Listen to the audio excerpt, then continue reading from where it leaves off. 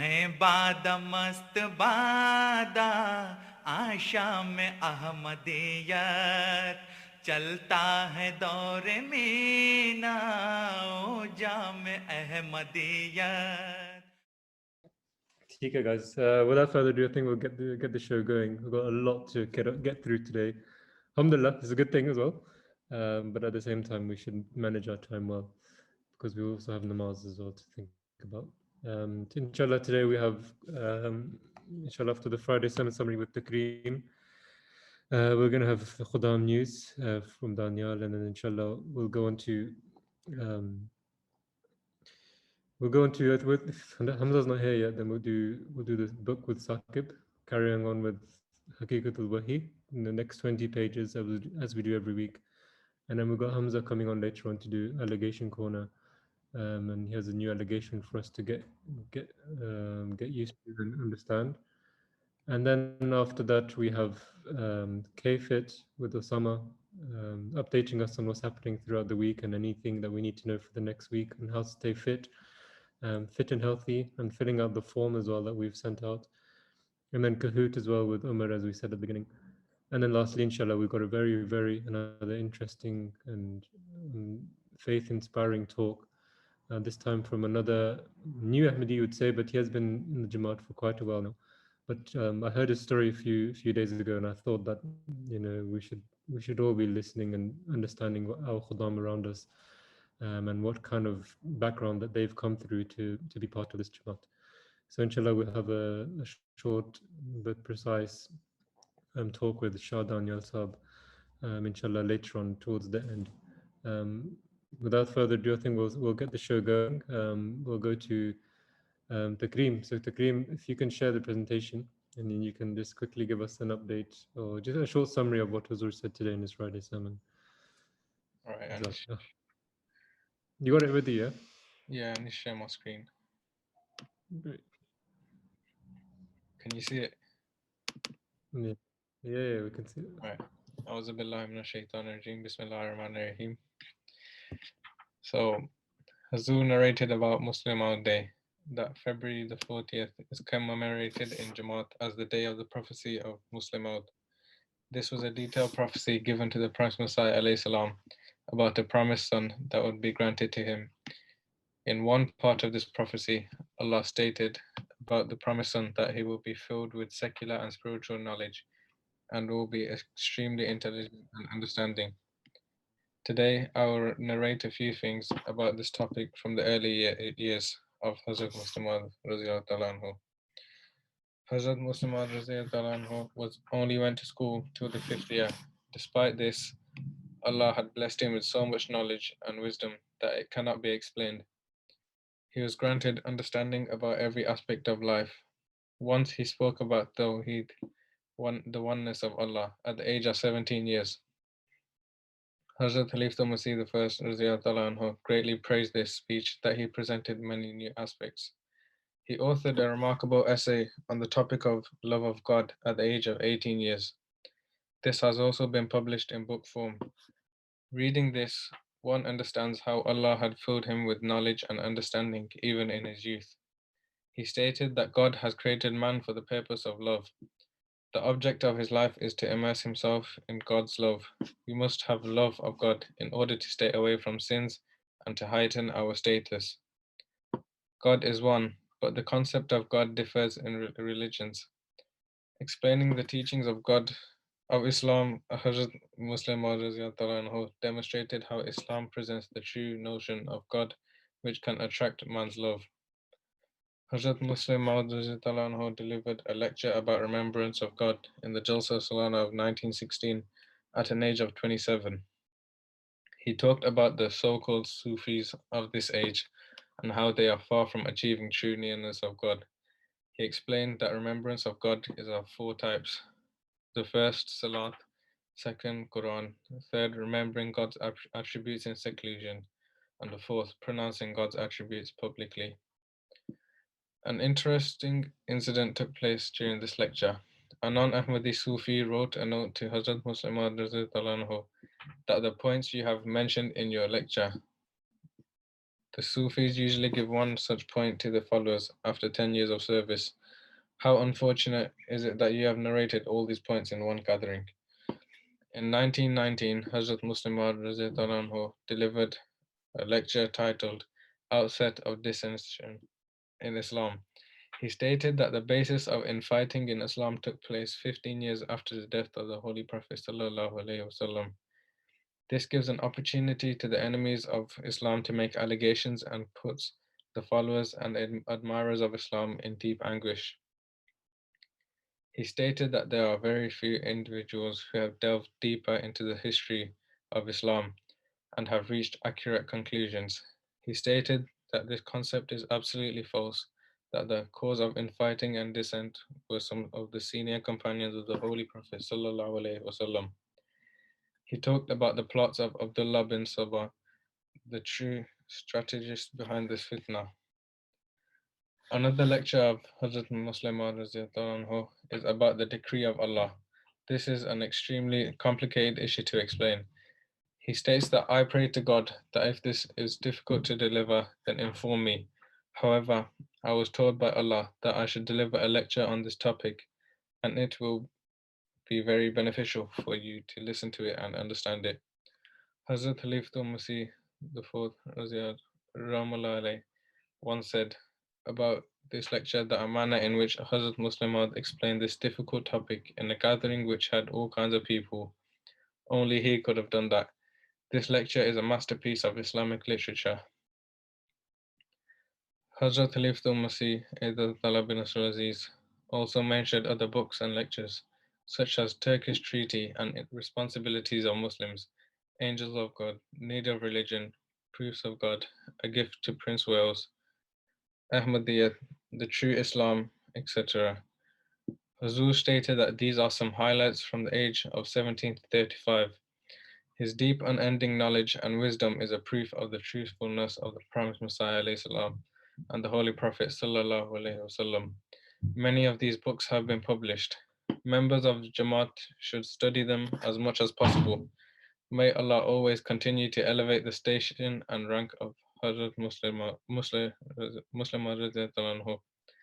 Hazrat Khalifah Masih Abdullah bin Aziz urged prayers for the Ahmadis of Pakistan. So this was a brief. A brief summary of this was a sermon, brief summary of yesterday or today's Friday sermon. Today, mate. Allah. Jazakallah, appreciate it. Well done, mashallah. So yeah, you had it here first, mashallah, the summary of Friday's sermon. Every week we try to bring someone new to say the sermon, and it just helps you concentrate that a little bit more when you know it's your turn to do it. Taklim, did you learn anything new? Maybe, well, there's a lot of things that was said actually today, but was there one thing that in particular that stood out for you while you were reading that or listening? Yeah, it was probably like lectures he made at such a young age. Like, I didn't know that. Yeah, it's true. Hazrat Musleh Maud has actually compiled all of his books, which aren't even all translated. Actually, there's so many things which we still need to find out. But a compilation called Anwar Ulum, which could be translated roughly as, the lights of knowledge, and this is where beloved Huzur is actually, he's getting a lot of his information from when he does deliver Friday sermons, which we haven't, a lot of us haven't even set our eyes onto those. But yeah, like you said, at such a young age, he was writing all of these things. When he was 16, he received his first revelation, so he was very young. But apart from that, guys, I just wanted to show you as well, because on the topic, because we're celebrating Muslim All Day tomorrow. Inshallah, we're doing as a region tomorrow, inshallah. You must have seen his book all the time. I just picked up from behind me actually just now before the class started. It's called Fazli Omar. And it's such an incredible book, and there's no better time to actually read it. But just in one of the extracts, as you know, as a Muslim, he started Khuddam al-Ahmadiyya as an organization within the Jamaat, which gave structure to the Jamaat as well. But there was one thing which I wanted to read just upon that, and when he did establish Khuddam al-Ahmadiyya, which is really, really important to note. when the first thing he said was advising men between the ages of 15 and 40 years of age. He stated that I am reminding Khuddam al-Ahmadiyya that they should set such a high example that the spirit of Islam is kept alive generation after generation. Islam in itself is a complete faith.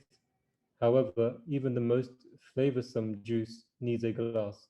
Similarly, the soul of Islam requires a glass in order to spread to it others.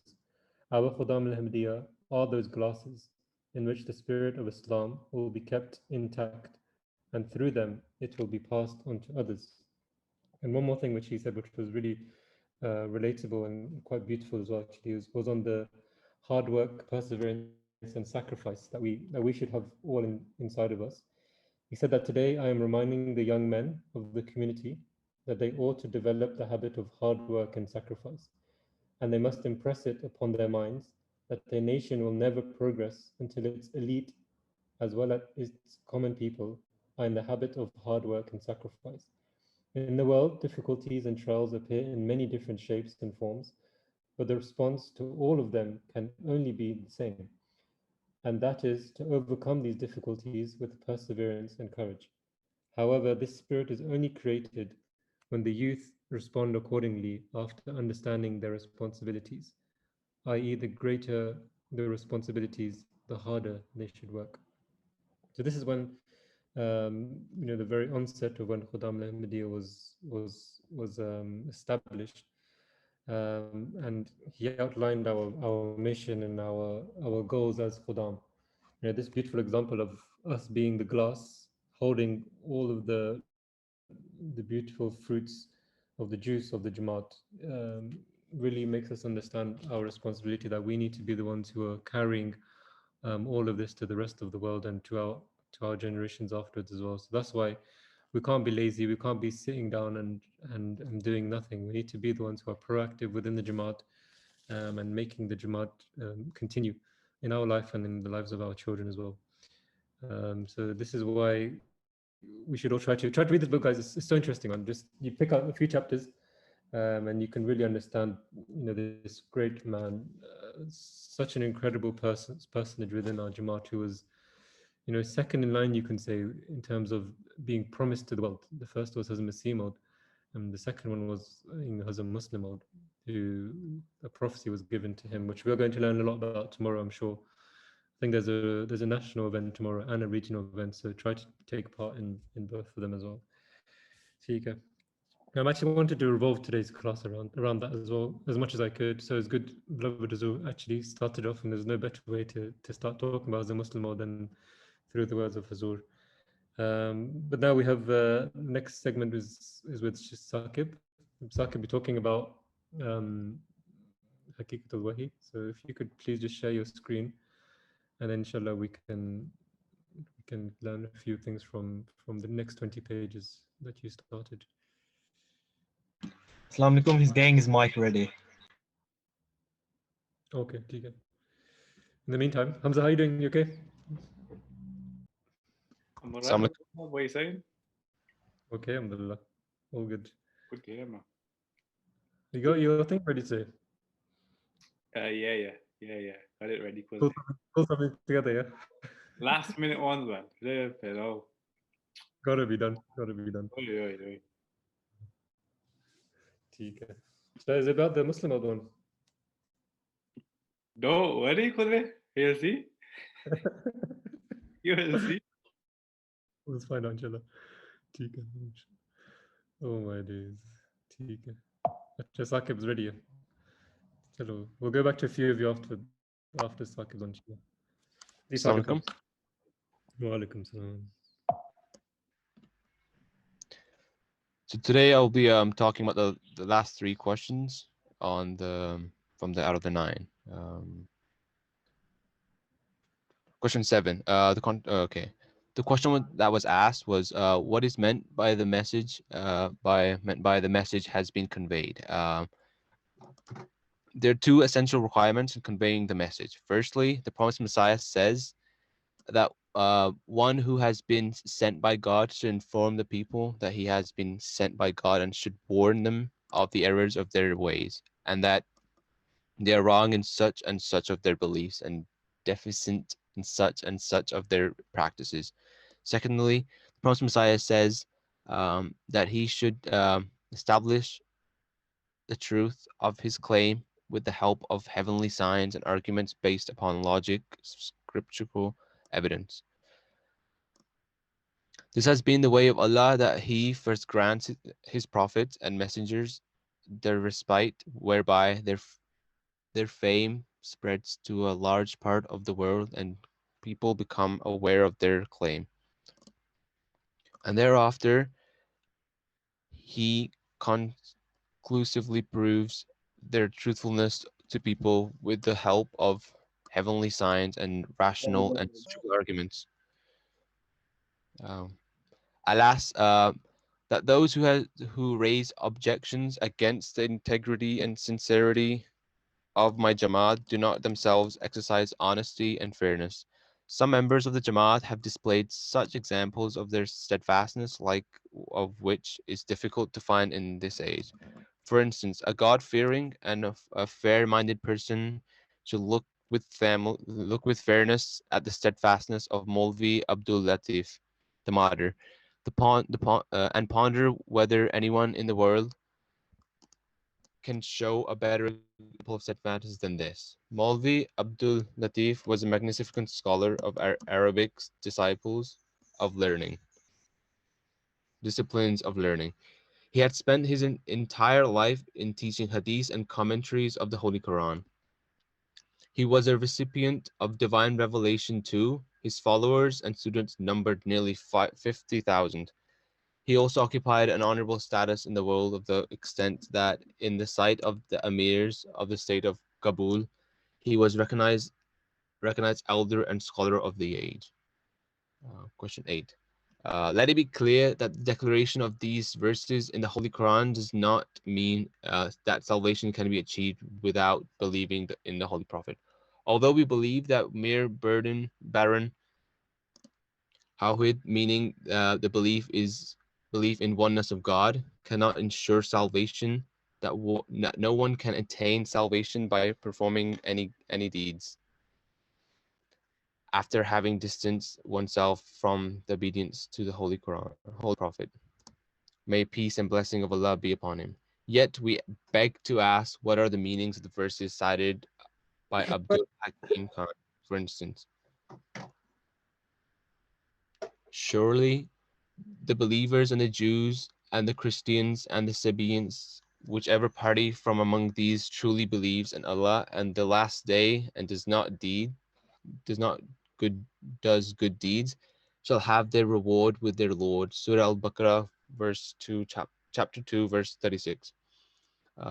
Nay, whoever admits himself completely to Allah while he is excellent in conduct shall have his reward with his Lord. Surah Al-Baqarah, chapter 2, verse 113. And then the last verse, come to a word equal between us and you, that we worship none but Allah, and that we associate no partner with him, and that some of us take not others for Lord besides Allah.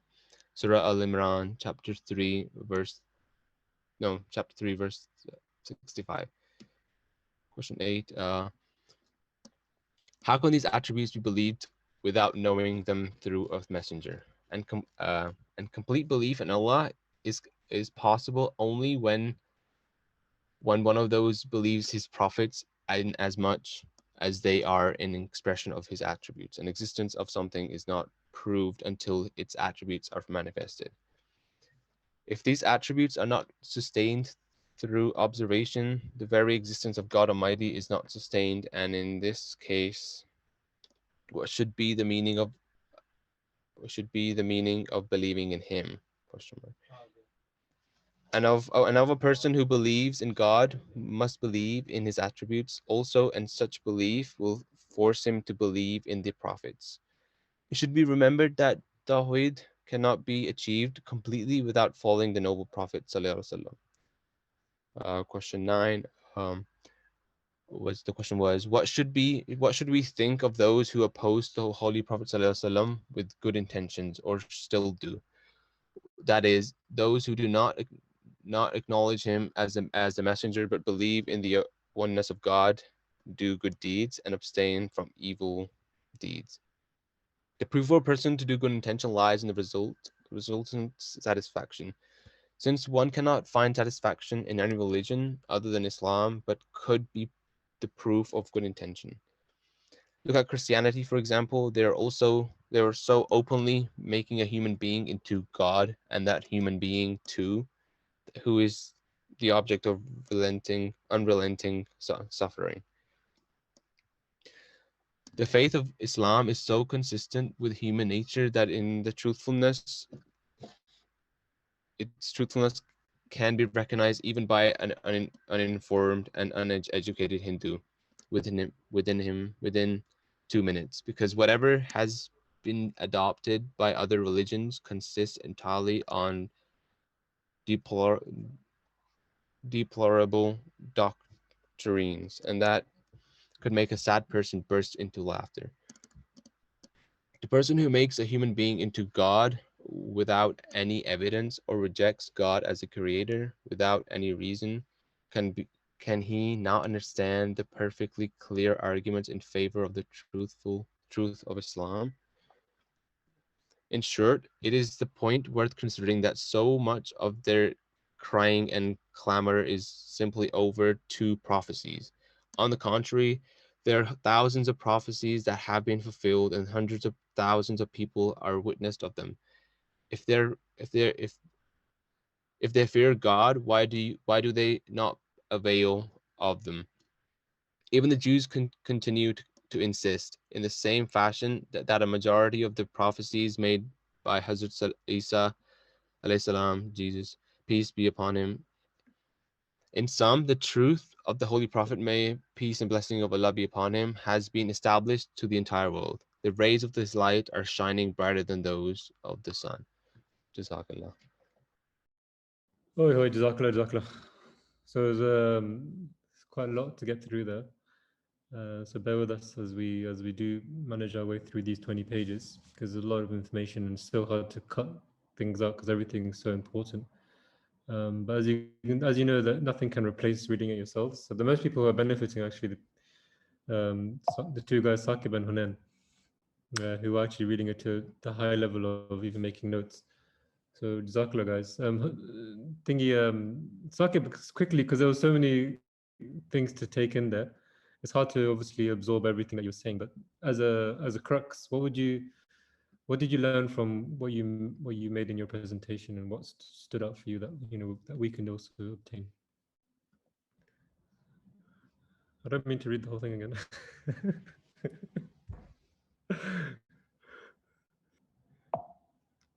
Do you, Saqib?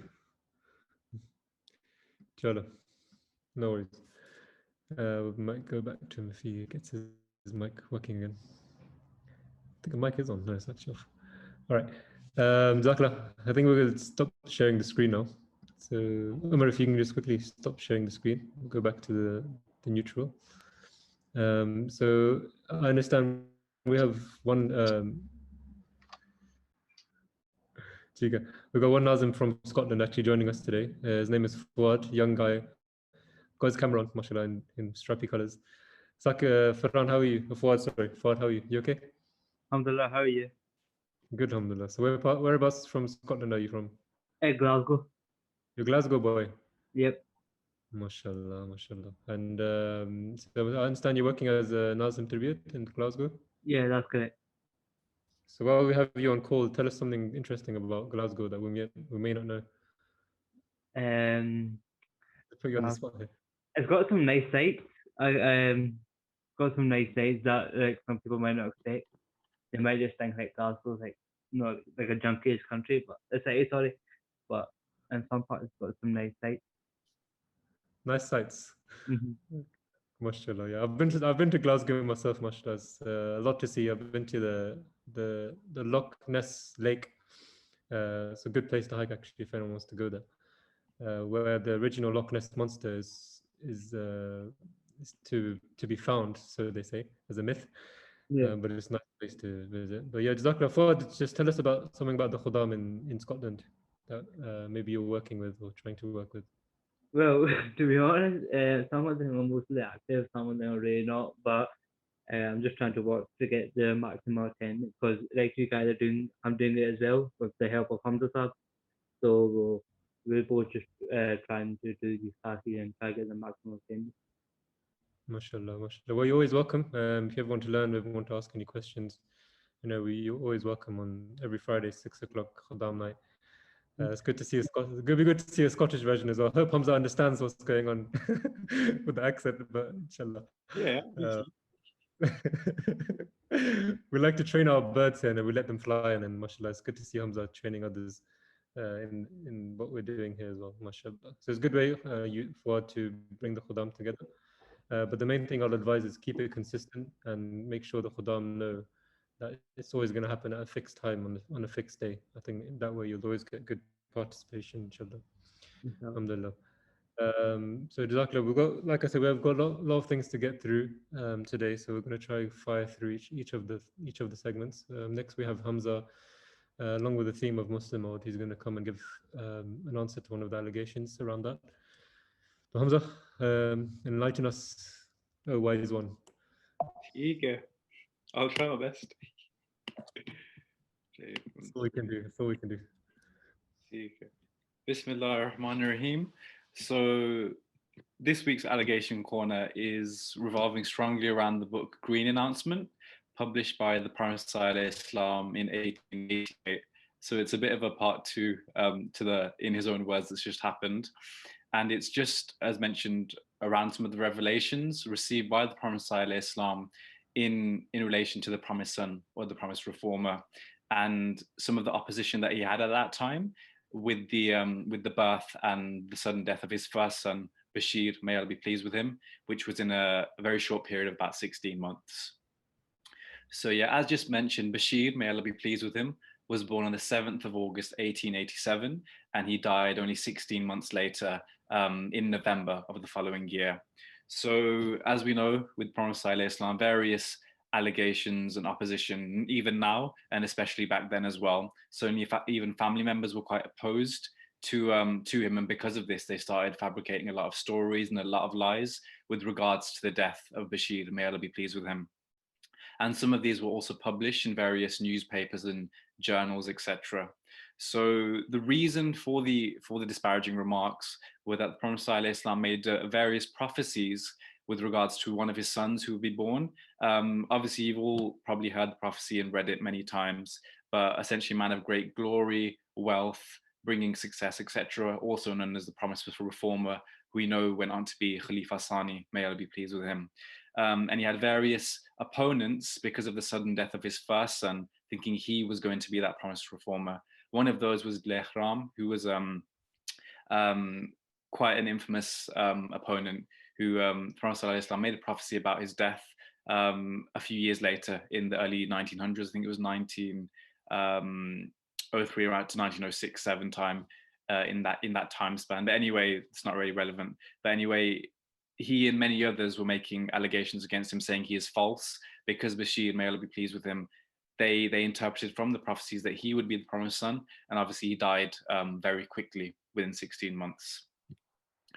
So in response to this, Prophet Islam has basically said none of the three prophecies that he made during that 1886 to 1888 period claimed that Bashir would be the promised reformer, and he's put it in this little announcement as well. I clearly stated in my announcements of those dates, which was issued on the day of Bashir's birth, with reference to the former announcement, that divine revelation had not yet disclosed to me whether this particular boy was the promised reformer who is to be blessed with a long life, or whether he would be born afterwards. The announcements did mention that this boy, both the boys who would be born would have qualities of a very righteous nature, but none of them ever clarified that Bashir was that promised reformer who was due to be born. These are the prophecies themselves. So 1886, a boy will be born very soon, within the 9th-month period of a pregnancy, and no longer than that. It has, however, not been made clear to me whether this is the promised boy or whether he will be born later within the stipulated 9-year time period.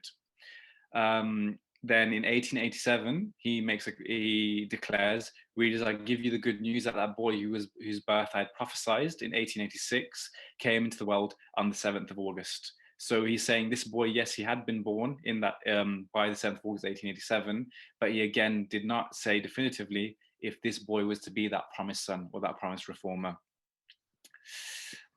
And then at the birth of Bashir, may Allah be pleased with him, the Prophet ﷺ also received many letters asking for confirmation if he was the promised reformer. And the Prophet ﷺ repeatedly said that he could not give any definitive certainty on this because he hadn't received any revelation from God on the matter. And then I'll put this bit in green to highlight it. He never once expressed a definite opinion on Bashir on the basis of divine revelation, nor was it published anywhere in any newspaper or article or anything like that. And then he also goes on to say, which is probably the key thing here, the Prophet ﷺ, even it goes on to say, even if he had published an announcement saying that he thought this boy was the promised reformer, it doesn't take away from the truthfulness of a prophet, because we know from past examples, which I'll get onto in the next slides, that the best of prophets, all of the prophets of the past, have all shown examples where they've interpreted dreams or revelations incorrectly. So it's not the words of God that are incorrect, it's the interpretation, the human weakness on behalf of the prophets and other righteous people that leads to the error. So it doesn't take away from their truthfulness, so to speak.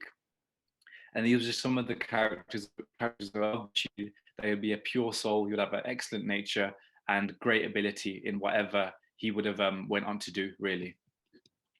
So talking of prophets, the first example he gives in the book is Hazrat Musa alayhi salam. So we all know from Surah Al-Baqarah, the verse of the Holy Quran, the Israelites were promised a great freedom, a great victory, so to speak, and deliverance from bondage. But we know also that the children of Israel, they became very despaired and frustrated due to the length and difficulty of the trials that they were meant to face. What the ordeals actually represent, obviously trials for those who are steadfast, to elevate themselves in their status, their spiritual status, and to attain nearness to Allah. We know Hazrat Isa alayhi salam, all of his disciples awaited the prosperity and the worldly success of the great kingdom that was to be granted to him. But some of Hazrat Isa alayhi salam's his prophecies also suggested in the Old Testament that the disciples and their contemporaries, they would still be alive for his second coming, for his second advent. Again, he had interpreted these prophecies incorrectly, despite them being from God. So the key thing I've written here in capitals, the error lays not in the substance of the revelation, but only in their interpretation. And this is just one of the examples. So in the Old Testament, in Kings 22:19, you see that hundreds of prophets have said from their communion with Allah that there's a prophecy of the victory of an Israelite king, but this never came to pass. And then in relation to this, to the green announcement, the Prophet ﷺ says that none of his prophecies have turned out to be wrong. As from those prophecies that I showed you earlier, they say that divine revelation clearly foretold the birth of 2 boys and that one of them would die in infancy. So there's nothing incorrect if you actually understand the prophecy. Then in 1888, Mahmud was born.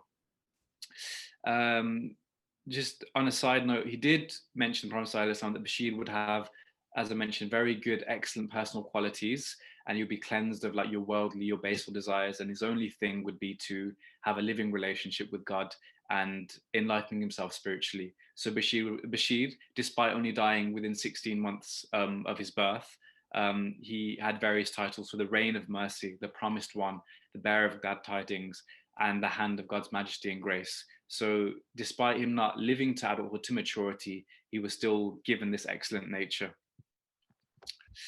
And he justifies this by saying that every you can see very early on, based on the nature, the aptitude, their behavior, their appearance, you get a gist for this child will go on to do well in this, or you have a gist for their character very early on.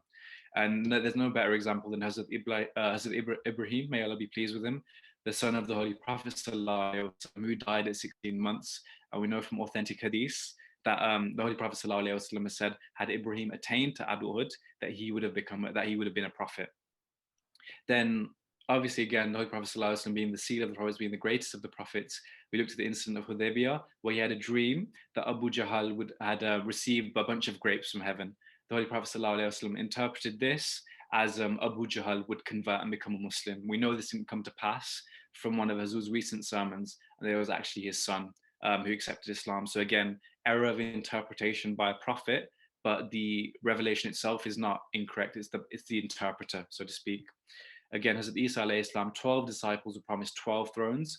In actual fact, one of them conspired against him, and others left him in a time of great need. And even despite all of these incorrect interpretations, Prophet ﷺ goes on to say this mistake hasn't been made with this prophecy with regards to the promised son, or nor in any of his other prophecies. And the key thing, it's an error of judgment, as I've mentioned quite a few times now. But again, this error of judgment shouldn't detract from the glory or the majesty of a prophet. And it forms as a trial for his followers, for his companions in the interim, to see how they react when the prophets go through some form of difficulty. An example of this was supplications of David or Dawud alayhi salam. I won't read it all out, but essentially showing his humility, his desperation to turn to God in times of his difficulty, to essentially say that he is powerless and helpless without the support of God, and that by being patient and supplicating to God through these trials, one attains nearness to Allah. And then again, the title here, the prophets aren't free from trials. The key thing is that when they go through those trials, i.e. for the Prophet ﷺ, when Hazrat Bashir died so early, it's a trial for all of his people. And then and it's a bit of a, how do you say it, like a slope, so to speak. So even before prophets, if a person fails to recognize a saint, a righteous person, they're not likely to recognize a prophet or a person who has communion with Allah. Saints can as well, but especially prophets.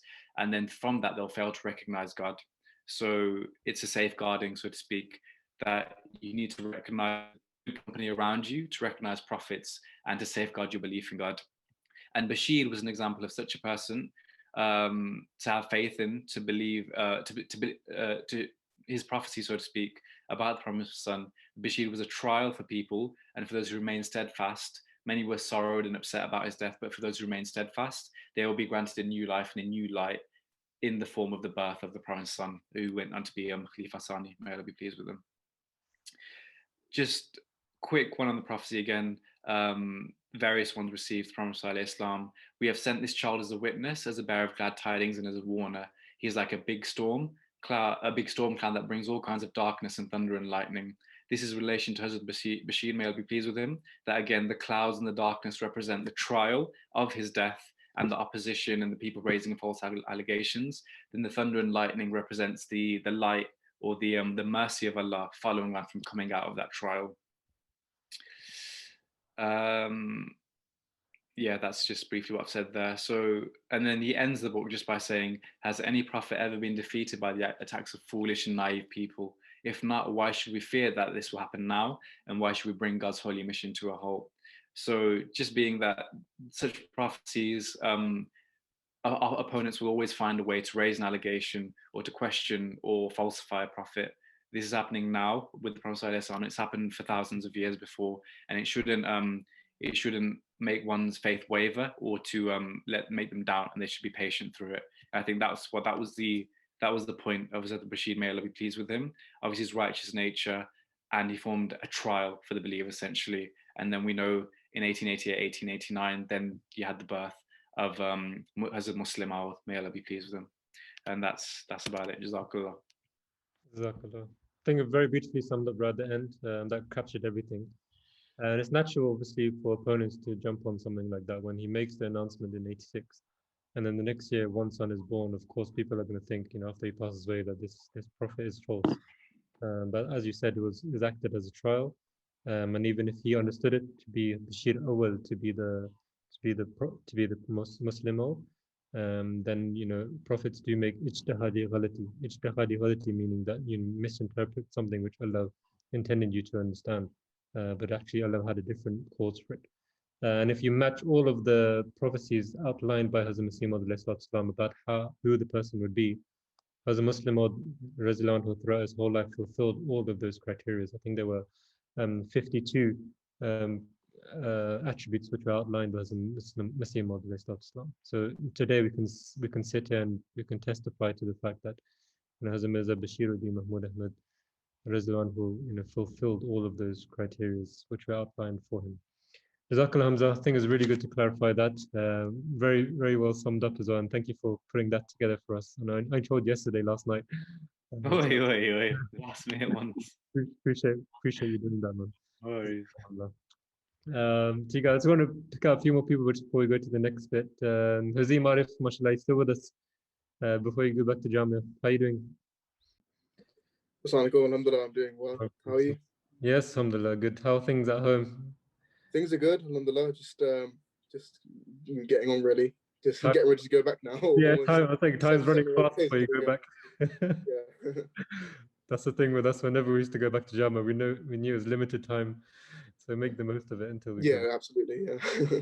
I hope you're having a good time with your family and yeah, alhamdulillah, it's nice spending time with family after such a long time. So it's nice just to be at home with them. Alhamdulillah. I'm really enjoying the proceedings. Especially the last presentation from Hamza Sahib is really good, mashallah. So keep it up. Keep it up. There, you hear it first, Hamza, from a Jamia student there. Keep it up, mashallah. It shows I'm looking to retire. I'm trying to find Professor Hazim Sahib. But no matter where you run, you can run to Scotland, Newcastle, anywhere you go, we're still going to find you. I'll get Paul to do it next time. I'll get him to do it next time. We'll get forward on it. Quickly go to one more person. Jalis, how are you doing? You okay? Hello, assalamualaikum. Yeah, not too bad. Alhamdulillah.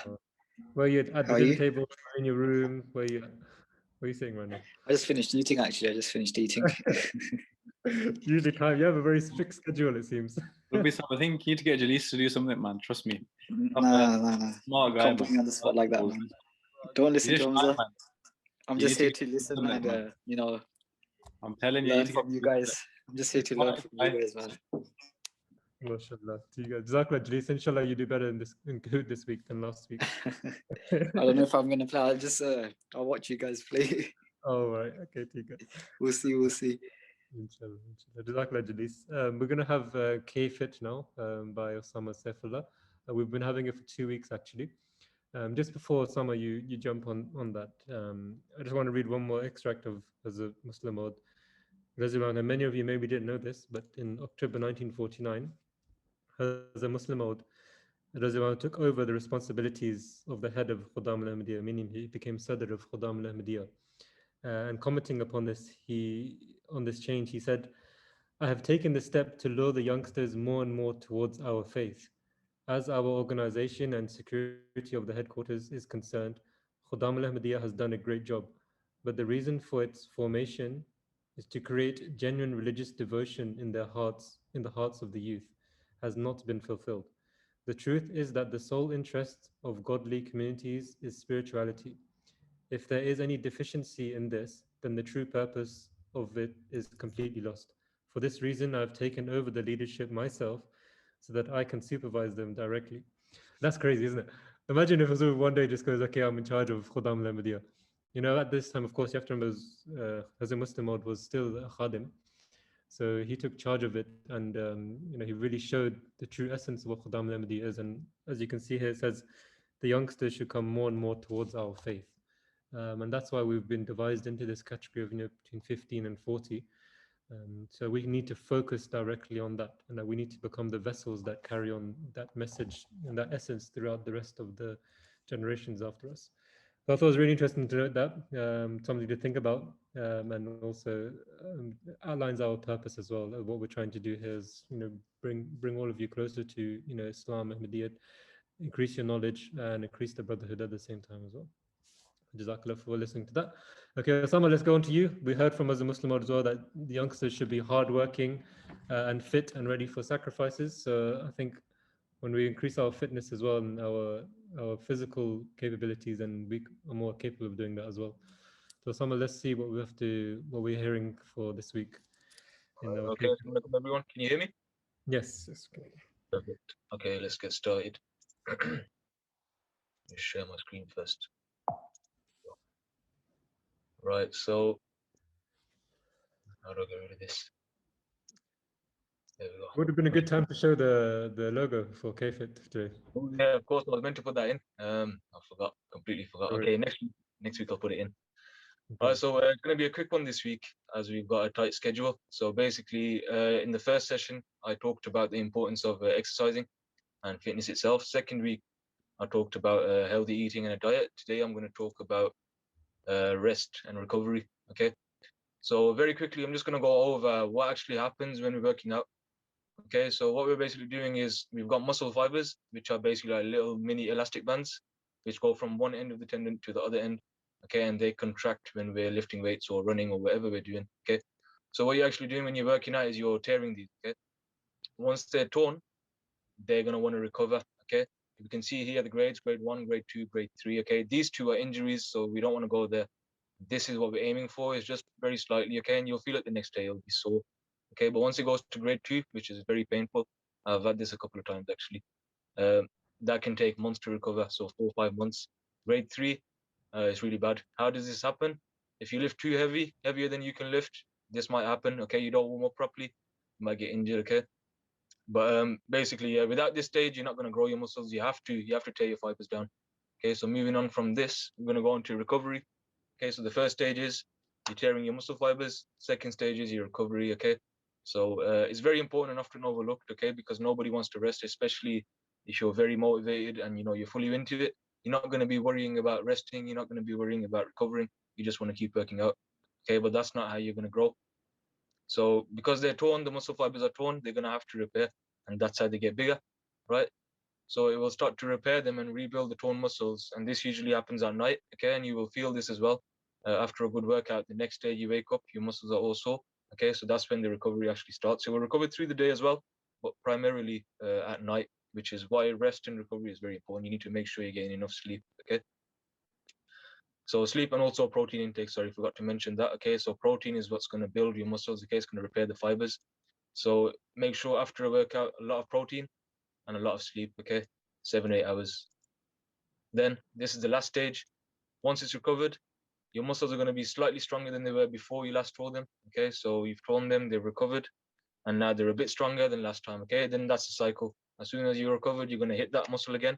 You're going to work it out again. You're going to tear those fibers down again.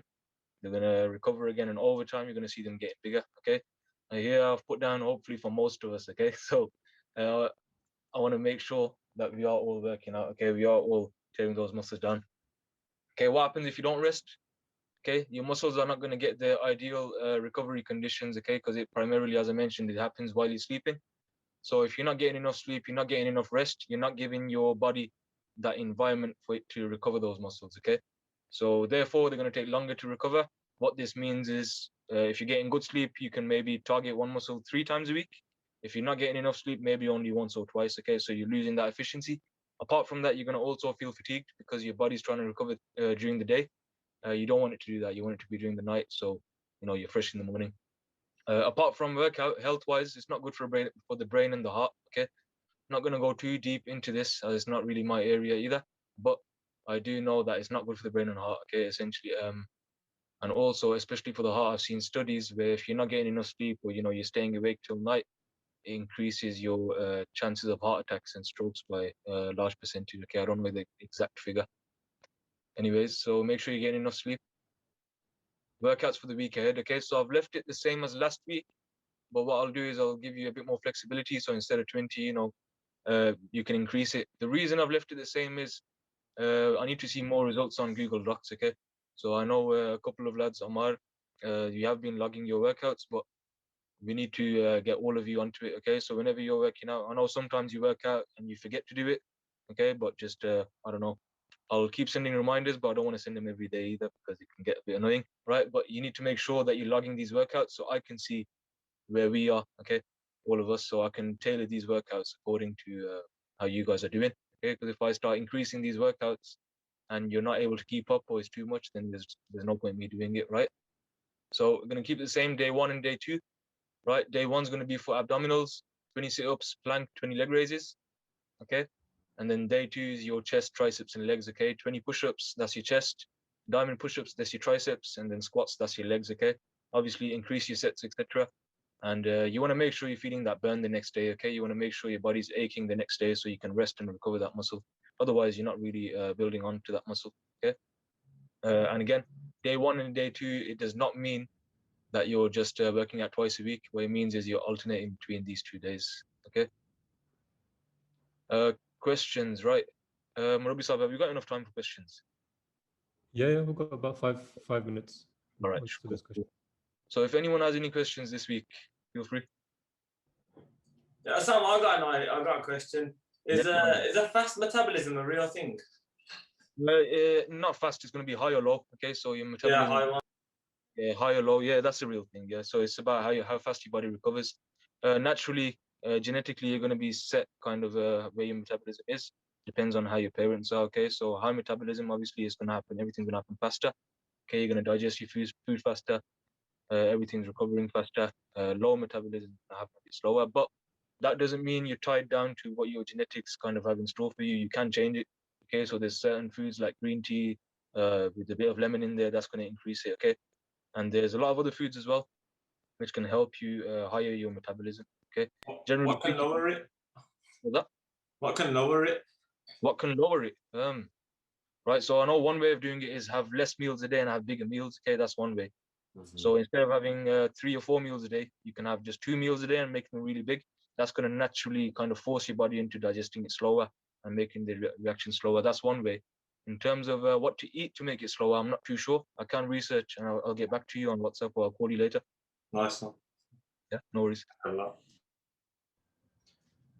think Ahmad as well has been working out throughout the week. Ahmad, do you just want to tell us about your workouts?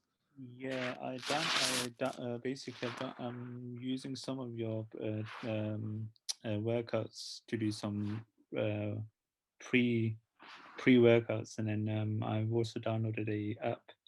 It's called 30 days, a 6-pack in 30 days, which I'm not really sure if that's gonna ever happen, if that's ever gonna happen, but yes, I mean it's a good way of, you know, it starts slowly and then it sort of increases. So like a light workout, and it sort of increases depending on level. One question I did have actually, Osama. Yeah. What meals would you recommend well, not pre-workout, because obviously it's not good to have a meal before a workout, but what meals would you recommend after workout? Yeah, so after workout, as I mentioned in the presentation, is proteins. You want to have enough proteins for your muscles to recover. Before workout as well, you mentioned that's a good point you made there, that you shouldn't eat before working out. What that means is immediately before, but you can eat like you know, an hour and a half or 2 hours before a workout, and you should, because you don't want to be completely drained out unless you're doing cardio. Okay, but for strength work, about an hour before you're working out, you want to have something. You want to have some carbs. Okay, so you've got enough energy in your body to lift weights and you know, to do what you're doing. Cardio, you want to keep your body empty. Okay, so you're going to burn fat quicker. It's going to use the carbs already and the fat already that's in your body. Okay, and there was another point I was going to make. I forgot now. Oh yeah, it's about the app that you're using. Are you paying for it, Ahmad? 30-day 6-pack. No, it's free. That's good. That's good. Okay, because there's a lot of companies out there and, you know, organizations that will make selling points like this to say, you know, abs in 30 days, or I don't know, you're going to get shredded in 15 days, 40 days, whatever. And, you know, these most of the time is just marketing. Okay, to get abs in 30 days, it's going to depend on your body type. You know, what's your body fat percentage? It doesn't always work, but they kind of use this information or these marketing techniques to lure people into buying their products. But if it's free, go for it. But I would recommend not paying for any of this stuff, because a lot of the times, you know, they're just making money. About 19th of March, we're gonna have a short demonstration of your 6-pack after 30 days. you've made it public now, so inshallah we'll see if it works. So big challenge ahead for you. It's not easy at all. Even, you know, working out itself is difficult. But I don't know why everyone tries to go for the 6-pack. The main thing is being healthy. That's the key thing about working out. But if that's your target, if that's your goal, you know, we'll have different goals before we get married. So maybe this is your one. Inshallah. Tiga sama. I think we need to push more on our side to get more people active and doing the workouts and log workouts as well. And inshallah, we'll push more on our side. But I think we've activated some of the sports Nazim, local sports Nazims through this, which is really good.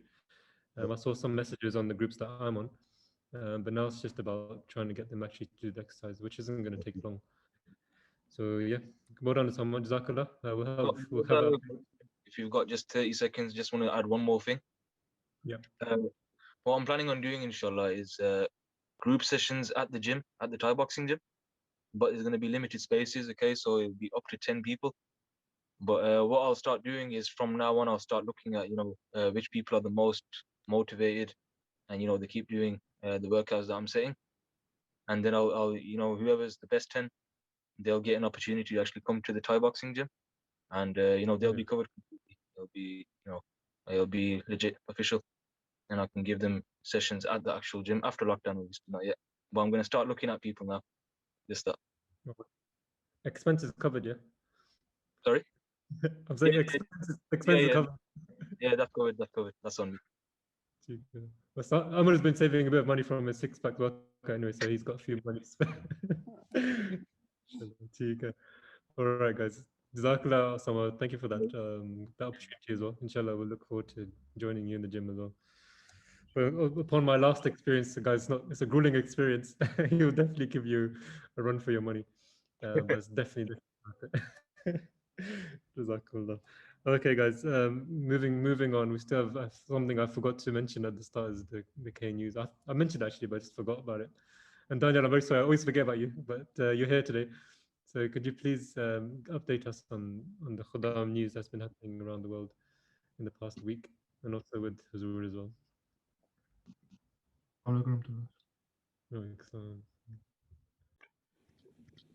So some COVID figures first. 16 million people in the UK have received the first dose of a COVID vaccine. Around 573,000 people have received their second doses as well. Last week, an additional 84,000 people tested positive for the virus. That's out of the 3.5 million that were tested.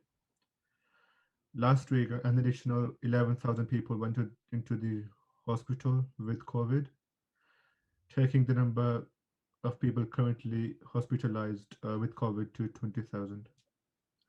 An additional 4,000 deaths were recorded last week as well. NASA's Perseverance rover landed on Mars yesterday. Evidence suggests that Mars was once full of water, warm and had a thicker atmosphere, offering a potentially habitable environment. NASA aims to find remains of any creatures that may have lived there and are also looking for water under the surface. These are some of the photos that the rover took. In the upcoming G7 summit, Boris Johnson will pledge to donate most of the UK surplus vaccine supply to poorer countries and will urge other countries to do the same. French President Macron said that the richer countries should send up to 4 to 5% of their current COVID vaccine supplies to poor nations. Prince Philip, aged 99, spent third night at the hospital for a non-COVID related illness. The US and European governments have called on Iran to return to compliance with the 2015 nuclear deal, but Iran wants America to lift sanctions first. We've all seen this video. So ये खिलाफत है, ये जमात है, ये खुदा की बात पूरी हो रही है.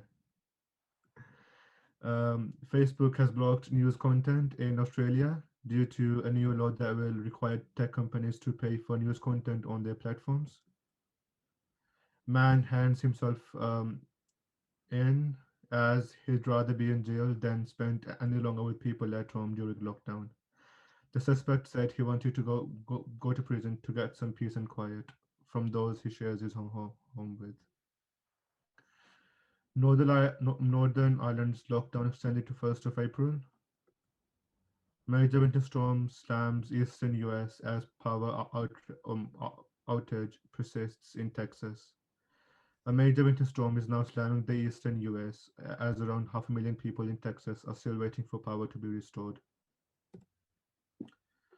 This week with Azur. अक्सर का सवाल ये है कि जब आप मुख्तलिफ मुल्क के वज़ीर आज़म से मिलते हैं या पार्लियामेंट से खिताब करते हैं तो कौन सी दुआएं करते हैं? दुआ यही करते हैं कि अल्लाह ताला इनके एक तो ये कि किसी से खौफज़दा होने की ज़रूरत नहीं, हम अहमदी हैं اور ہمیں پتہ ہے کہ ایک احمدی مسلمان جو ہے اس کو کسی کے روب میں آنے کی ضرورت نہیں ہے. اور اللہ تعالیٰ نے حضرت مسیح علیہ السلام کو یہ فرمایا تھا کہ نصرت و بالرعب، کہ تجھے مدد دی گئی ہے روب کے ساتھ. اس لیے ہمارا روب دونوں دنیا پہ قائم ہے، ہمیں کسی کے روب میں آنے کی ضرورت نہیں ہے. باقی اللہ تعالیٰ سے دعا مانگتے ہیں کہ اللہ تعالیٰ مدد کرے، سینہ کھولے ہیں. اور باقی عام دعائیں اللہ کا ساتھ پڑھ کے اور اللہ کا نام لے کے خطاب کر لیتے ہیں. بس کوئی خوف زدہ ہونے کی ضرورت ہی نہیں کسی چیز سے. ہمارے تو جو مبلغین ہیں، اچھے مبلغین تجربہ کار، وہ بھی بڑے بڑے لوگوں سے مل لیتے ہیں اور بغیر ڈرے ملتے ہیں. ان کو پتہ ہے کہ ہم نے دنیا کو گائیڈ کرنا ہے. یہ ذہن میں رکھو کہ ہم نے دنیا کی رہنمائی کرنی ہے، ہم نے دنیا کو گائیڈ کرنا ہے. جب یہ پتہ ہو کہ ہم نے دنیا کی رہنمائی کرنی ہے، ہم نے دنیا کے گائیڈ کرنا ہے، تو پھر کسی قسم کا خوف کی ضرورت نہیں. اور یہ بھی پتہ ہو کہ اللہ تعالیٰ کی مدد ہمارے ساتھ ہے. یہ بھی پتہ ہو کہ اللہ تعالیٰ نے حضرت مسیح سے وعدہ کیا کہ تمہاری نصرت مدد تائید اور میں فرماؤں گا. تو بس پھر یہ سارا کچھ پتہ ہو تو دعا کرو اور اللہ تعالیٰ کا نام لو، بسم اللہ پڑھو ہیں. اور یہ بھی دعا پڑھا کرو کہ رب حبلی حکمن ولکھنی صالحین وجعلنی لسان صدق فی الآخرین. یہ دعا بھی پڑھا کرو، رب اشرح لی صدری ویسر لی امری واحلل عقدۃ من لسانی. یہ بھی پڑھا کرو ہیں. تو یہ ساری دعائیں بھی پڑھتے رہا کرو اور سمجھو کہ تم نے دنیا کو لیڈ کرنا ہے، دنیا رہنمائی کرنی ہے. تو یہ چیزیں تو ذہن میں ہوں گی تو کبھی کوئی پریشانی نہیں ہوگی. ٹھیک ہے. تو مجھے تو اللہ کے فضل سے کبھی کوئی پریشانی نہیں ہوئی، چاہے بڑے سے بڑا لیڈر ہو. امریکہ میں جب میں گیا ہوں کیپٹل ہل میں خطاب سے ایک دن پہلے، وہاں کے ٹاپ کے 3 پادری جو ان کے آرمی میں بھی اور سروسز میں بھی خطاب کرتے ہیں اور بڑے مجے ہوئے لوگ تھے، وہ آئے، میرے سے ملاقات تھی ایک دن پہلے. تو مجھے کہنے لگے کہ کل تمہارا خطاب ہے پارلیمنٹ کیپٹل ہل میں، تو تمہیں کوئی خوف پیدا ہو رہا ہوگا یا کوئی تیاری کر رہے ہوگے، پتہ نہیں کیا. تو میں نے اس سے کہا مجھے کوئی خوف نہیں، میں نے تو بات کرنی ہے قرآن کریم کی تعلیم کی روشنی میں، اللہ رسول کے حکموں کی روشنی میں. اور وہ مجھے پتہ ہے کہ وہ بات ایسی ہے اس کا مقابلہ تم لوگ نہیں کر سکتے. کہتا ہے اچھا ہم تو جب حالانکہ بڑے مزے ہوئے ہیں اور سالہ سال سے سروسز میں بھی کام کرتے ہیں اور بڑے بڑے پارلیمنٹ میں جا کے وہاں کیپٹل میں بھی بعض دفعہ ہمیں بولنا پڑتا ہے، لیکن ہر دفعہ جب ہم جاتے ہیں ہمارے اندر ڈر ہوتا ہے کہ پتہ نہیں ہم کس طرح بولیں گے. لیکن تم تو کہتے ہیں مجھے ڈر ہی کوئی نہیں. میں کہا مجھے ڈرنے کی ضرورت کوئی نہیں، اللہ ہمارے ساتھ ہے. ٹھیک. جزاک اللہ. Jazakallah, mashallah, very good. A great lesson there for us all that, we are on this world to guide the world. And so we should never be scared or never have any fear. Always leave your trust with Allah and Allah will do the rest. Jazakallah, well done, Daniel. So now we have Kahoot, and straight after Kahoot we have K Talks. So let's get through the Kahoot. Let's see who will be champion today. We have these inter-Qiyada champions, these competitions. Last week I think Birmingham West did very well in the top 5. So let's see who will come out on top today. While you get that loaded, I'll just go to a few of you. Sabur, are you able to talk at the moment? Assalamu alaikum. Oh, I think tea time's finished now, isn't it? No, finished really earlier. How's it going, Sabur? You okay? Alhamdulillah, Professor, I'm okay. How are you?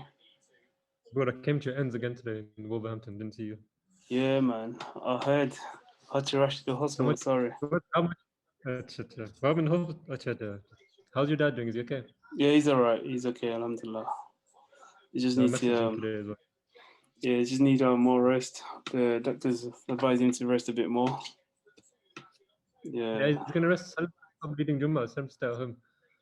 Yeah, he's been reading Jummah, innit? Yeah, I think he's so. Eager to get back out there. His life is for the Jamaat, I think that's why. Exactly, yeah. Wants to give everything to it. But apart from that, everything good at work and the family's okay and everything. Alhamdulillah, everything's okay. Alhamdulillah. How you doing, man? Good, alhamdulillah. Salam to everyone. Hamza, salam to you. Salam to everyone, basically. I ain't seen Hamza in a while. I've seen he's growing more beard than you are. Hamza was here every 2 weeks. It's good, How man. often did you get to see all of these boys before lockdown? Well, we used Hamza and these to, guys. yeah, mostly like during Jamaat activities at the mosque, innit? But Hmm. Hamza, obviously, since he went to uni, I haven't really seen him. And yeah, we used to meet like every Jamaat activities and regional activities in the mosque. But since everyone's gone their own ways now, innit? It's hard. Other than virtual, and COVID came as well, made it even more worse. But yeah, it's just a phone call away. But you know what I mean? Everyone's busy nowadays, man. It's always easiest when we actually see each other face Yeah. to face. You know, that's the best form of contact. Yeah. ठीक है. Zagra Sabur, man, always nice hearing from you, man. Likewise, man. Jazakallah. ठीक है. Zaryab, what are you saying, man? In your box room? Nah, not in the box room today. You got a different room every time you call. I can't wait for the Scottish K nights. Welcome to K nights. Kahoot Quiz today, lad. Don't worry, you're going to be hosting Kahoot there as well. Don't worry. You're going to be doing everything. Are you going to be doing Allegation Corner as well? Welcome to Kahoot nights in Glasgow. Look, he's left the chat. Hey, is he left? I think he's left, man. You're lucky. No, he's still here. For once, still here. Oh, he's still there. Don't take that, man. Don't take that from him. I'm still here.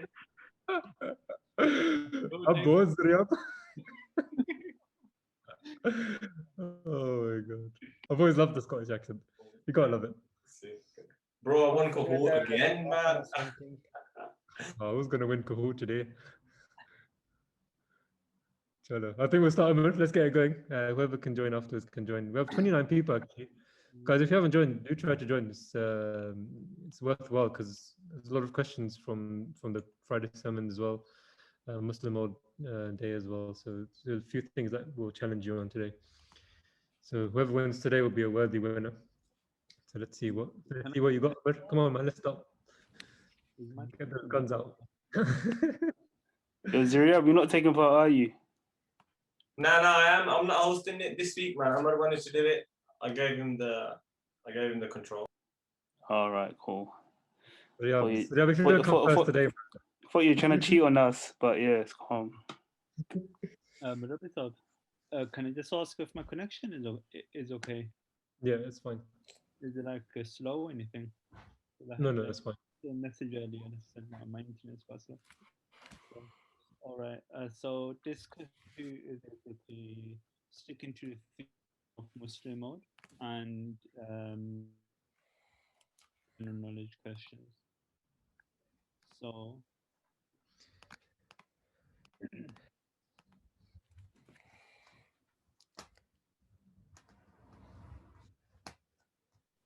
question: what is the meaning of Muslim mode?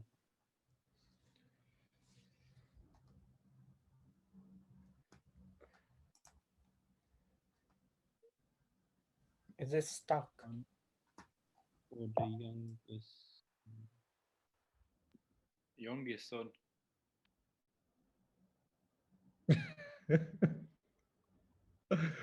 Right. So 2 people chose the youngest son. But the correct answer is yeah, guys. Yeah, Oi, Musleh. The connection is. Hey, when Musleh? Musleh is leading the Muslim Old Quiz. Why do we celebrate Muslim Old Day? Yeah, I think it's lagging a bit, Amr.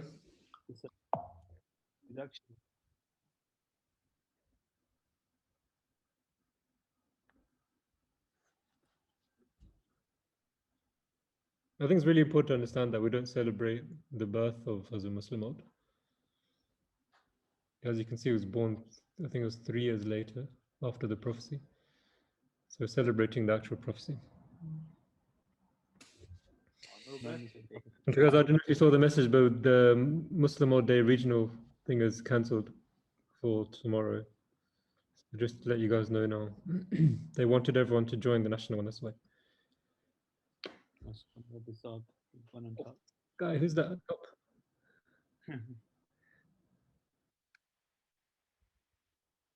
Right. So You and your Sky Wi-Fi. I think your internet is lagging a bit, man.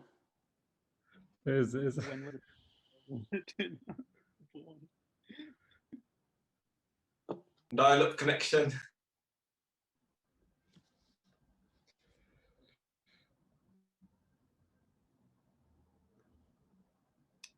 January the 12th, 1889. Come on, lads. Z, have you ever used to dial up? I think when I was about 8. Okay. Who's HA? Azim Arif. Undercover. Undercover Murabi. Okay, who won the football World Cup in 1966? Was it Spain, France, England? Pakistan. The only one we won, man. The only one we won. Alex, unmute yourself.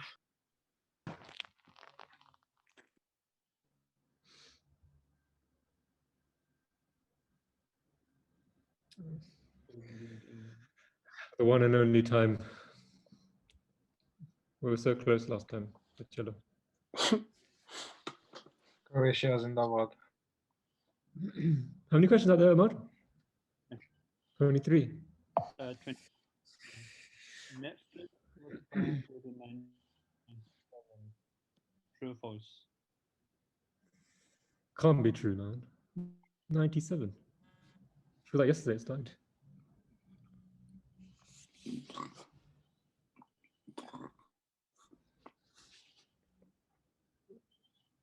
Ooh, so indeed it was true.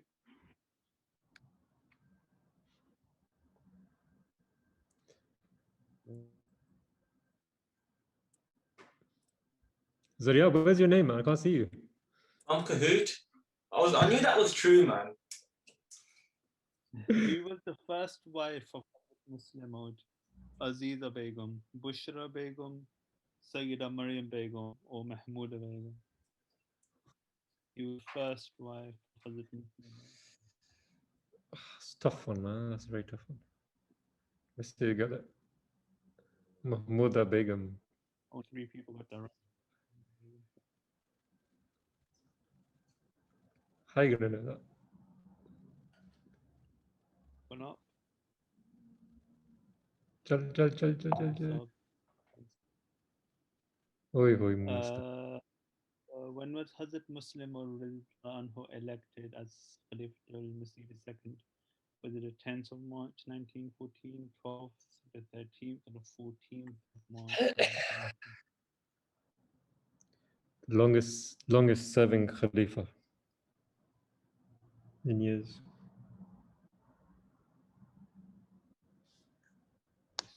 The 14th of March 1914.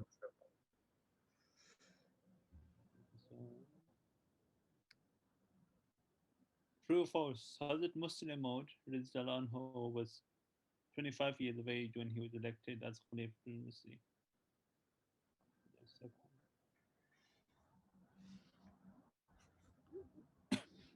Is anyone who's 25 on the call right now?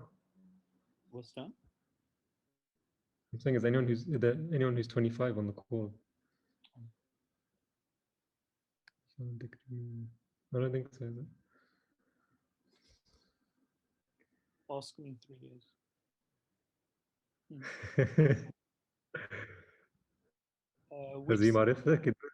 Which state was Barack Obama born in? Was it Washington, D.C., New York City, Hawaii? Balochistan. It's not that. Wow, a lot of people knew that. It's amazing. I was actually guess a Hawaii lot of people born. is going to choose Washington or New York. Yeah. Right. How many stripes does the US flag have? 11, 12, 13, or 14?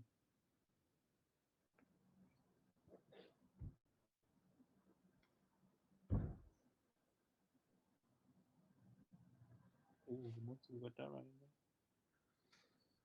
13 stripes.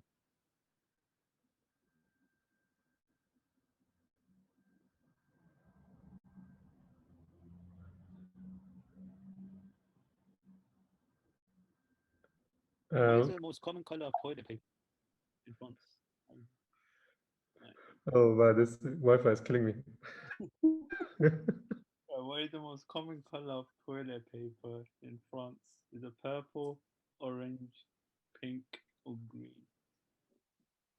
Come on, France. I never actually, You probably know this. I never actually clocked onto why it is that.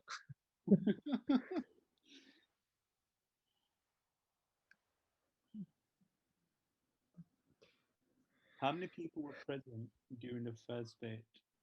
Which bet? The first bet under the hand of Promised Messiah.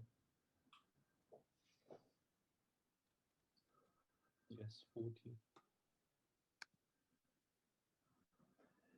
How much has grown, since then? Right. What was the period of Hazrat Muslim Maud anhu's Khilafat? 50, 52, 54, or 56?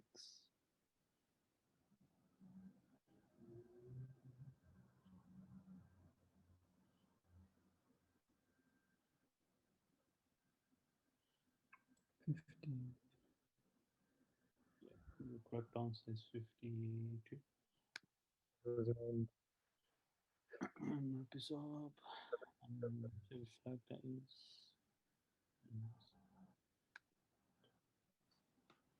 Next question. What year did Hazrat Muslim Maud anhu receive his first revelation at the age of 16? 1902, 1903, 1904, 1905. Born in 1889. Correct answer, 1905. Oi, oi, Muslim mode. Some divine intervention going on here. Right. So 1907, at the age of 18, an angel taught Hazrat Muslim Maud the commentary of which surah? Was it Surah Al-Fatiha, Surah Baqarah, Surah Imran, or Surah Yasin?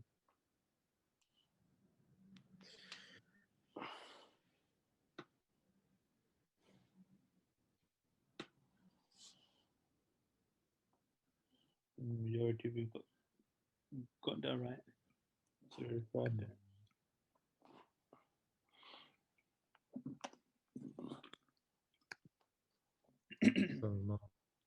The average person does what 13 times a day?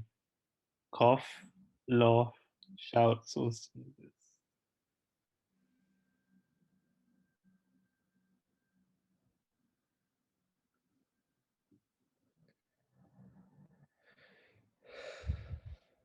Correct answer is laugh.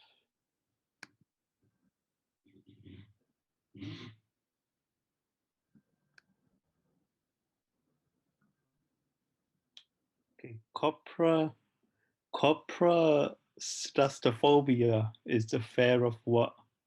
Heights or falls, spiders or insects, roller coasters and fast rides, or none of the above? Okay, the one said the above. What is it then? So the correct answer, It's not even a word, is it? It is a word. It is a word. It's a funny answer to this one. So the answer is a constipation, actually.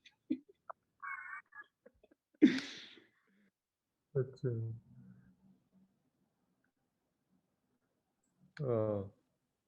Could have made an option, bro. Right. So, so true or false? You can sneeze in your sleep.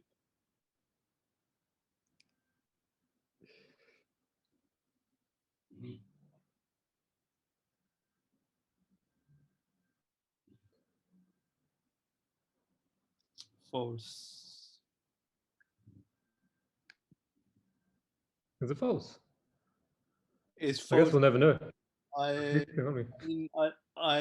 looked it up after that, and then It said no, yeah, on Google. So. Yeah. It's hard to tell when we're sleeping. Mm. But like scientifically, say this it's impossible. So, right. Okay. So what is Scooby-Doo? Is it Great Dane, French Bulldog, German Shepherd, or Golden Retriever? Classic. You know, Jalise used to watch this after school. Probably still does. Shaggy and Scooby. I think a lot of people know that. Wow. Great Dane. What is the meaning of al-baqarah? The donkey, the goat, the cow, the sheep.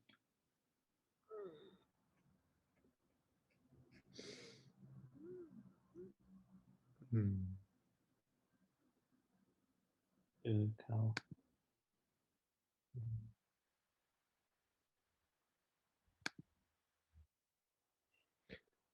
What was the title given to Hazrat Musleh Maud through a revelation given by Allah to the promised Messiah? Fazl Deen, Fazl Noor, Fazl Umar, or Fazl Ahmed? I know all of you got that right. MashaAllah. Seven people got 7 in a row. 3 in a row. When did he pass away?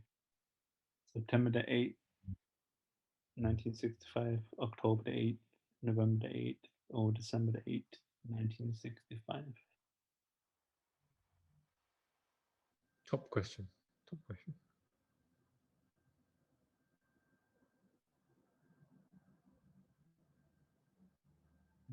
Ooh. Correct answer is November the 8th, 1965. One more question. Yeah.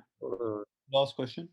Okay, if we dug a hole through the center of the earth, starting from New Zealand, which European country would you end up in?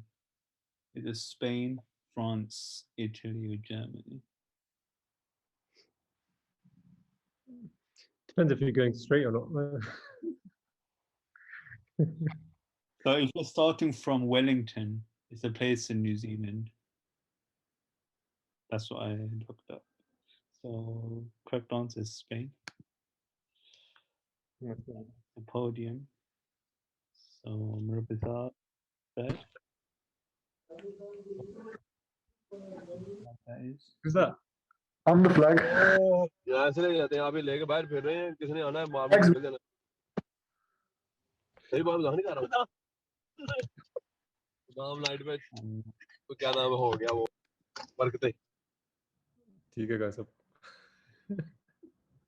But who's the flag? That's me. Ozzy. No, you don't. Yeah, it is. I'll show you the video. Search what that country's called, then you find out. ये किसका? What? Yeah. मेरा ही है. अब लिया. 5 महीने हो गए हैं. यार गाइस समझ मजा नहीं आया यार Kahoot Quiz का यार. मैं बस में शोधा भाई. असली जीत रहे थे. Good. ठीक है, मुबारक हो. Zakla, that was really good, mashallah. Okay, Hazrat, we believe you. We believe you. We believe you. You did something good in your life. Mubarak ho. ठीक है, Zakla, guys. Sorry, we're pushing it really, really late. Mubarak to the guys who took part in Kahoot. And apologies for the Wi-Fi internet as well. It was a bit slow. We lost a few members along the way, but it's fine. We have to carry on going. We have one Khuddam talk now. I just wanted to bring him on just so that you guys could just get to know him. Shahdan Yal Sab. Shahdan, assalamu alaikum wa rahmatullahi wa barakatuh. Walaikum salam wa rahmatullahi wa barakatuh. Jazakallah. Firstly, how are you, Shahdan? Sorry, say again. So how are you today? You okay? Yeah, I'm good. I'm good. Thank you. So, could you just introduce yourself to everyone? Maybe it's the first time so many of us are meeting you. So, if you could just tell us where you're from, your background, and a little bit about yourself as well. First of all, I would like to say Jazakallah to giving me a chance to share my conversion story. Everybody listen to me. Everybody's hearing me. Hello? So this opportunity for me to share my conversion story. And as you all, everybody know, I live in Birmingham and I'm born in Pakistan, Karachi, Pakistan. And I belongs to Sunni Muslim family. And I have completed my studies in Karachi, Pakistan. And also I have completed Hifz Quran from Madrasa, as from non-Ahmadi Madrasa. And after the marriage, I moved to the UK in early 2012 with my wife and my son, Muhammad Aram, most of the people know. And he was 3 years. So in the early 2012, this is about myself in the brief. Yeah, very good. So Dana, when you were growing up in school and things, did you ever see any Ahmadis within your school, and what was your idea about Ahmadiyyat while growing up? As I mentioned you before, I have studied in studies in madrasa and with Hifz Quran, and I never heard the word of Ahmadis. We always heard the word of Qadiani, and honestly, I never aware with this word of Ahmadi Muslim, and nobody I think know in the Pakistan. So anyway, so I heard about the nothing is I have heard about the Ahmadis as all the Muslims over there, non-Ahmadi Muslims knows about the Ahmadis the same I know about them, and about in the I can say in the madrasa or in school I have written in the different things about the Ahmadis and Qadianis. They are kafir, and you ask the people about who are the Qadianis, and so everybody have a different different beliefs about the Ahmadis, what they are. So this is the same I have heard about the Ahmadis.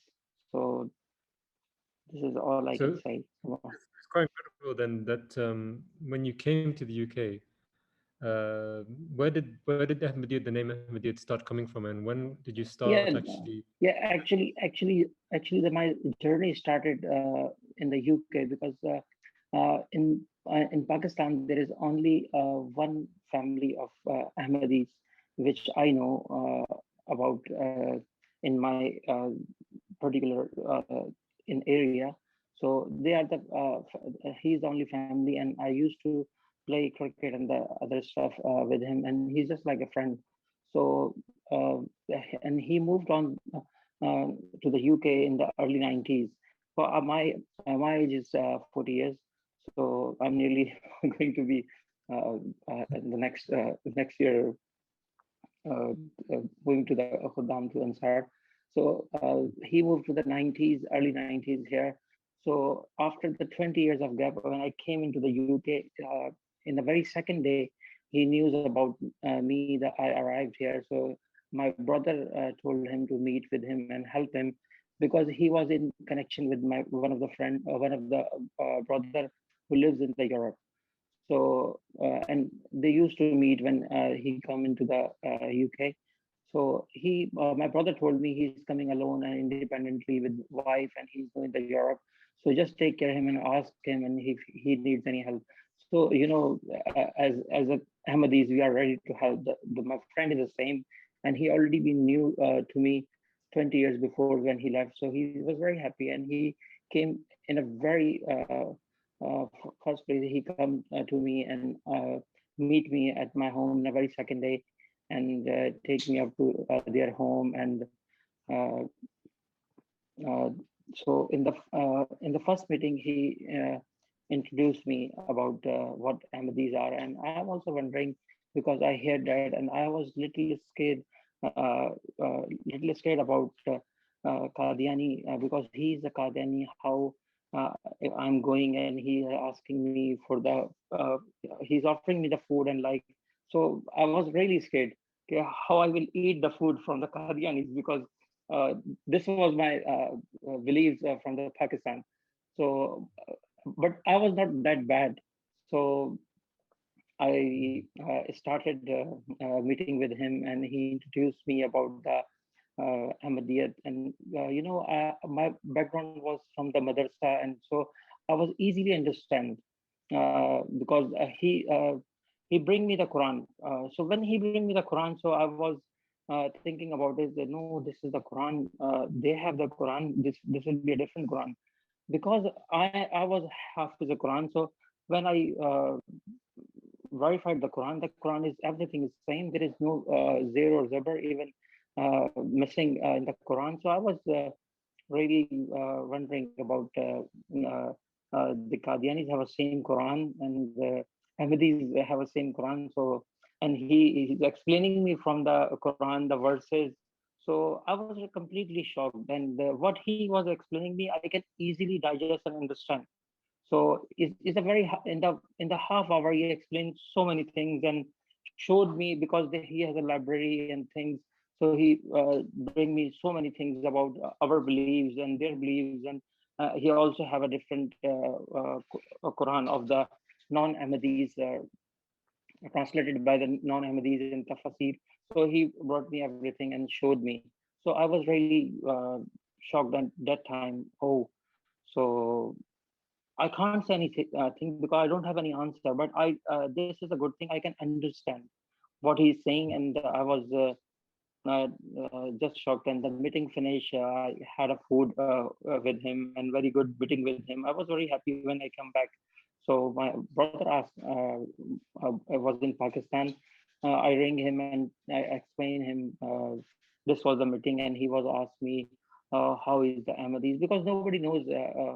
In Ahmadis or Qadianis, even he lives in our area in the Pakistan, but nobody have nobody can ask the question, who are you and what do you believe. So anyways, my brother asked me. I said him, no, he is right. He is right on his place. What he explained me from the Quran, and that's it. So my brother asked me, so what do you think? I said what I am thinking, because this is everything is fine. So but I don't believe him, and my heart is not believed on them. Even he is saying the right from the Quran and showing me the evidences and everything. So let's move on. Anyways, I had a couple of meetings with him, and my intention was not like to basically we are Pakistani, and especially most of the Muslims are not very religious. We just are by name of the Muslims, and we don't like in our Jamaat is a very good practice and have a systems and everything, but there is nothing. People are just only the label of the Muslims. They only knows that we are Muslims. So, and I was the same. Even I had a background of the religious background from the madrasa, and that's it. But I was not very religious, so I just moved on and busy in my London life and the jobs. Mm, this is all this introduction story. So Well, I'm intrigued to know what kind of arguments was he giving from the Holy Quran? What sort of things was he saying? yeah, basically, he first of all he showed me the argument of the Wafat Masih, and I only heard about the beliefs that the Hazrat Isa is still alive. So he showed me, and I checked. I never cross-checked. He just showed me, and I see that was because he showed me the couple of comparison from the Quran translation and different proofs and evidences. So I understand. So I easily understand. So as I told you, my intention, I wasn't very much religious. So I just moved on. I left him because I feel little shy, because what every time he showed me, you have why not you see and this and this. So I feel like little shame because I don't have any answer, because I tried, and also I was not very much interested in the religious things and like this. So when I moved from London to Birmingham, when I could have a time after 3-4 years, and I believe me, he was very good with me, and he's a good friend. But I left him because he's an Ahmadi or Qadiani, so I was not very much religious. So when I came here in the Birmingham, so I started study, and I would have a chance to start studying, and I feel like that, and now in my life I have a time to start studying and research on the sex, different sects, why different sects in the Islams. So I started studying and researching, uh, and also is some impression from my friend, because he told me so many things and which is not answerable. So that was in my mind. So anyways, I already left him a couple of years before, but I started researching on the Islam, me and my wife. So we used to watch the videos on the YouTube and the Facebook. Many pages we have liked, and especially I was a big fan of the Javed Ahmed Ghamdi.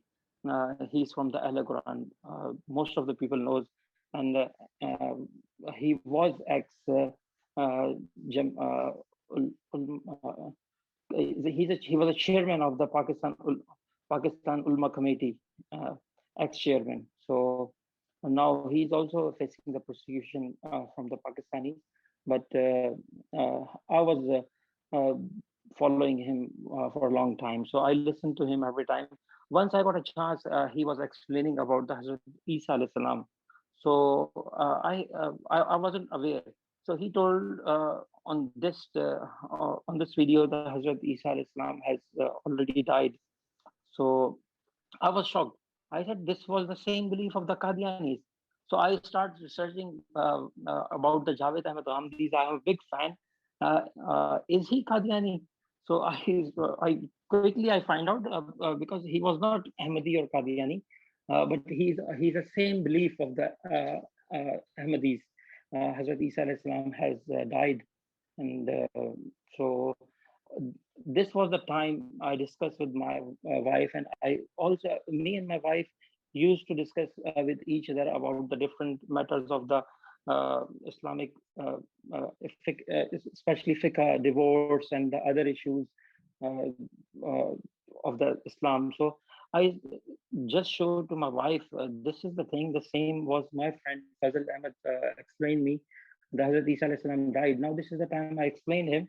You are wrong. We also believe the same thing, but you are wrong in your place. There is nobody is coming after Hazrat Isa alayhi salam has already been died, and Nabi Pak sallam after him nobody is gonna come. So that was the time, because on that time I had an interest in religion, and I started the research and studies on you can say in the different sects of Islam, and I'm researching on Islam and different things, and following the one biggest scholar. So that was the time I want to, because when I met him, so I feel like little down because I don't have the answer. Now this is the time I got the answer. So I have a feeling I will speak with him and I will let him down, because your beliefs are you only believe that Hazrat Isa alayhi salam has died. We also have a belief, and there is nobody is going to come. So then our meeting started, and he spoke with me and explained me again. And there is one of the famous Muballigh in our Jamaat, Dr. Mashood, but he's from London, Croydon Jamaat. He's my one of the best friend, and my Mohsin, who through him I got the bat and entered in the Islam Ahmadiyyat. So he explained me the other things, and already things are very clear and crystal clear about the Ahmadi beliefs, and arguments are very clear.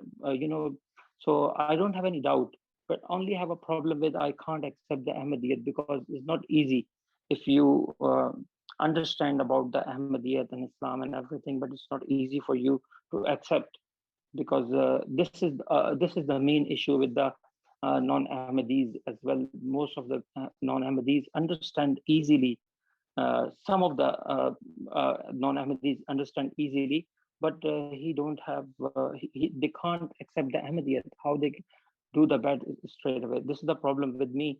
So I was not interested to do the bad, and things are very clear. So the Ahmadiyat is true, and Masih Maud Islam is a true Messiah, which Nabi Muhammad told us to follow him and say salam. So that was a time, so we can't do it anything. So he told me, Mashhud Bhatt Sahab, he told me to me and my wife, both of us told us at the same time, you start listen to the Khalifatul Masih Rabia Majlis Irfan. Khalifatul Masih Rabia to listen on the YouTube. So my wife started listening. I didn't bother. So my wife told me, listen to him. What he was saying. When I started listening to him, you know, on that time I was listening different things, watching dramas and listening different scholars and researching different things. So when I started listening Huzur, so I all the time I watch Huzur and listening the Majlis Irfan, and in the day, night, whenever I got the time. So you know, in the few weeks, I feel like that me and my wife feel like that we love Huzur, and we don't miss any chance to listen to him. And if we start listening, then we ignore our other work as much as love God give it to us on that time. So we share the feelings with Mashhud Saab, and so he listened to us, and things keep going on. So once he got a chance, and he come to in the Birmingham, so we inviting him to come. So luckily he came here. He was a very busy man. So Jazakallah, he for their visit. This was not really planned, and he was came to the Birmingham. We invite him. He could have a chance to come to us, and on that day we have a very short time. He explained the things, and we listen to him and see the proofs and different arguments from the Quran, which is already been cleared. So on the same time, we did the bad. He didn't offer, as you know, the Ahmadi. Muballigh never say you accept the Ahmadi. So I don't know. From my heart, the voice comes. Why shouldn't we? Why should not we accept the bad? And I was only thinking to speak with my wife, and my wife was thinking to speak with me to do the bad. But on the same time, we both say separately what's the procedure of the bad, and we are both smiling and happy that we don't need the understanding to explain. Both of us, we want to do the bad. So Alhamdulillah, this is what the story to we accept the Ahmadiyyat. MashaAllah. MashaAllah is such a great story, and I love how you fell in love with Khalifa Rabi Rahimullah. You know, you set aside all of your other dramas and you replaced it with all of these videos. I think many of us as well, even now, when we have spare time, when we listen to Khalifa Rabi, it's just so enlightening, and it's refreshing, you know, when we hear him saying these things, and it's like he's speaking to our heart. And alhamdulillah, it's very nice to hear that experience. How did Ahmadiyya change after you became Ahmadi? And how did it change your family? How did it change your work? Did you feel a new connection with Allah the Almighty? Yes, of course, what I can say in this regard, I really feel my relationship is very much improved with God Almighty. And from the first day, I feel that I'm totally changed, and I'm very closer to Allah. And I'm from the very first day I was a member of Jamaat, and I'm trying my best to keep coming in the Jamaat and attend every program. And this is what we have got the advice from our Mohsen, I will say, the Mashhud Sahab. He told us, and he gave us only one advice: to always never miss any program of the Jamaat, and always try to study the books of the Musleh Islam. So this is what we have got changed, and I'm very weak in the reading, and but I tried my best myself to attend every single program of the Jamaat, or either it's a small or big. I don't bother, but I tried my level best, and I got very much changed, and my old friends are almost gone, and the friends are changed, and I got, alhamdulillah, a very big family in the shape of Jamaat. So my life has changed, alhamdulillah, and I'm happy with this. MashaAllah, we're happy to have you in the family and be your brothers as well, Daniel Saab. We Jazakallah. are coming to the end. But just to quickly, could I ask you, if someone was looking for the truth, searching about Islam, what advice would you give them, coming from your own experience? Professor, my advice is only advice to do not believe blindly to their scholars, and always looking for the what I can say. Always research the comparative studies, and there is only this is the era of the social media, and the research and comparative studies and everything is only one click away. In the past life before 20-30 years, you have to struggle for research anything or find the truth or find the knowledge. Now the knowledge things and comparative studies and different things is only one click away. So don't blindly believe on your favorite scholars, or always listen to everyone, either is your scholar or other you don't believe them, and research, believe on the comparative studies, and go ahead and decide yourself, because at the end Allah will ask you why you have this belief, because on your faith or your beliefs, you are the only one who is answerable in front of Allah, not your ulama or your favorite scholars. So this is what my advice and suggestion. Jazakumullah. Daniel Saab, Jazakallah, it's been really nice listening to your story. I'm happy that we were able to listen to you as well. And I've seen Daniel Saab myself, guys, and how he's very dedicated Mehmedi now. Whenever I talk to him, even though I've been here only a short while, I see how much the Jamaat has impacted not only him, but his younger son as well, Muhammad Arham, who's also very regular in our Atfal classes as well. When you talk to him, it's like he's been Ahmadi his whole life, the way he's talking and the way he's playing with all the other kids. So this is what the Ahmadiyya does, brings that change into our lives, and connects us with other brothers, and brings us closer to Allah. So Jazakallah, Daniel, Jazakallah for sharing your story. Inshallah, may Allah make your path continuously blessed and help you both in your deen and your dunya as well. Jazakumullah. And inshallah, Daniel is always coming here to the mosque, so if anyone wants to come, better you're welcome as well. So we have also come to the end of the program. So it was very nice to finish on this point. Never follow blindly. Always challenge your beliefs and understand what you believe in as well. For Ahmadis as well, and also for people searching for Ahmadiyyat. So Jazakallah, Jazakallah to everyone for joining and sticking on. I know it was a bit of a long show today, but I'm sure it was well worth listening to. Daniel Saab, inshallah, we'll like to have you on until you become Ansar. Even after Ansar, you can still join us. But I'm glad. I have still a couple of years to go in the Ansar, because there is some error in my date of birth. So I always tell the truth. Now I'm 40, honestly, but I can't go in the Ansar. Still, I got the 2 years because there is changes of my date of birth. We follow the documentation. So in the documentation, I have 2 years more. We have still 2 years of gift. Yeah, I still have 2 years with you. Alhamdulillah, alhamdulillah. Jazakallah, Daniel Saab, and everyone. Assalamu alaikum.